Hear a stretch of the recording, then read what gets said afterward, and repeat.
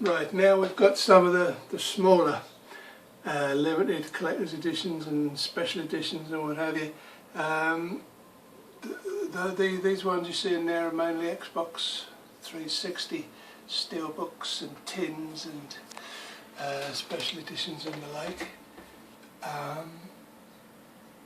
Then we come on to the first of the PS3, starting with the Prince of Persia there. So these have mainly got small art books in, making of, DVDs. There's nothing big inside any of these, except for very small figures in the case of some of the Lego games. But one of my main passions is steelbooks. As you can see, there's quite a lot of PS3 steelbooks there. I think I'm getting on for a full set now. Some of them are quite rare, but some of them are fairly common. So if you've got any interest in steelbooks, you can start a collection reasonably cheaply. I'll give you a bit more of an idea as when we finish panning through those ones that you've just seen are actually racing games. They're not collector's editions at all. I keep them there because I love racing games, and I just keep them with the limited and collector's editions. These ones are mainly variants. I'll talk to you a bit about those as I'm going along. Right, here's an overview of the smaller editions and the various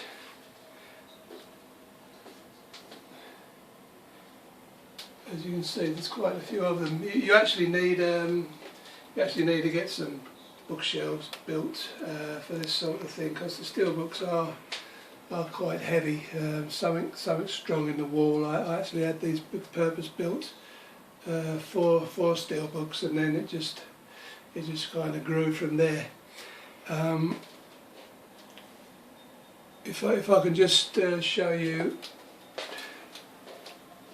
as I say, these along here are all 360, so I won't bother to go into those just at the moment, because we're mainly looking at the PS3 stuff. PS3 stuff starts here. These are all mainly small art books and making of DVDs, soundtracks, things like that. I find them rather expensive for what's in them. You know, some of them when they came out were 50, 60 quid, and to be quite honest, if somebody can produce something like that for the same price as a normal copy, around about 40 quid, it's got exactly the same in as, say, something like that or that, which was 50 or 60 quid when it came out. But I've got these stacked by what they actually are. If I can just explain, these are fold out. When you open them, these fold out. So these are just boxes with, as I say, making of DVDs, small art books. These are slip cases, so some of them come slip case like that, where you just slip the stuff out of the side. There's an art book in there, as you can see. This one's quite an interesting one, in as much as I've seen that at various prices, ranging from, I don't know, a tenner up to about 80 quid. So you've just got to work and keep your eyes out if you want to look for something like that, because you can pick it up cheap. Again, it's just a slip case with an art book, and I think there's some stuff inside the game as well. This one quite rare these days, although I have seen it actually. I have seen it up on Amazon. Somebody must have found a few. That's up at the minute for a very reasonable price. So if you like Japanese RPGs, rare ones at that, then go on Amazon and you'll find the first Agarest game. And now from here, these are all Steelbooks. From here to the end of this particular row. That one annoys me because it's the Dead Rising 2 Zombrex edition, and it's a normal Steelbook, but it's got this little pen thing in the end, and of course it makes the whole thing stick out, and it really annoys me because it's not flush with the rest of the games. These are all Steelbooks inside. There's other things apart from the Steelbook, that's why they're so big. And then here we come on to the normal Steelbooks. Now you'll notice that there's two sizes of Steelbooks. There are the normal PlayStation size, which they call G2, okay, and then you've got these ones. I'm running out of room of that to stick that on top. That came out of the Watch Dogs DedSec edition. Now that is what they call a G2 size, and basically it fits both 360 and PS3. They do it a lot with pre-orders, so they can send the same box out with both the 360 and the PS3 editions. Right, so as you can see, there we go. Splinter Cell Blacklist, 3 separate Steelbooks. So that's going to cost you a few bob. But as I say, sometimes the game comes separately. If it does, fine, you can sell the game, and that finances part of your Steelbook. I'll just show you one of my particular favourites. This is a very, very nice Steelbook. It's got artwork by, some of you might recognise the comic book artist Alex Ross. That's art book by him, and that's one of my very favourite Steelbooks because it looks absolutely lovely. And stuff like this is maybe hard to find. This was brought out. This was the Borderlands Infinite, the Bioshock Infinite Steelbook, and it was done online by one of the smaller online retailers. So there again, that one is quite tricky to find. So sometimes you get these as a freebie. That was given away free if you pre-ordered. As you can see there, pre-order bonus pack. That's got the Steelbook and some other DLC, and I think maybe a small art pamphlet inside there. So that costs you nothing if you pre-order the game. Then there's stuff you've never heard of. I'd never ever heard of these until I saw them on both the same game, Pro Evolution Soccer 2013. Never heard of them, but somebody online was selling those. Now I should mention, if you're going to get into these, that you must be careful when you're buying these, because some of the Steelbooks come with this, well, I call it acetate. I don't exactly know what it is, plastic if you like, but they come with a sleeve, and obviously if they come with a sleeve, they're not complete without it. So if you're interested in Steelbooks, do some research online, find out if it comes with one of these, and don't accept it if it doesn't. That's assuming you're going for second hand. This is a peculiar one. The Batman, as you can see, there's the Batman Arkham City. If you look here, there's actually four different Steelbooks. Again, this was one that I was able to finance by selling the game. I've only got one copy of the game, but each of them has got a different character on the back. So there you have the Penguin, there you have the Joker, and Two-Face, and finally Catwoman. And those were actually issued by different online retailers. Amazon did the Catwoman one, I think, but there again, that's a peculiarity because you don't normally get four for the same. Just panning along there. This is another favourite of mine that came with the with the PS3 that I showed you earlier that didn't come out in this country. That's a particularly nice one, I find. So some of these actually are annoying because they don't have the title on the spine. That's obviously a Naruto game. I'm not sure if that even came out in this country, but I saw it cheap in one of the shops, so what the hell, I bought it. This is probably the rarest. When I say rare, I mean rare. It's a relative term. Scarce is a word that I would use for it. It came with the Crisis 2 Nano Edition, which I'll show you in the next video.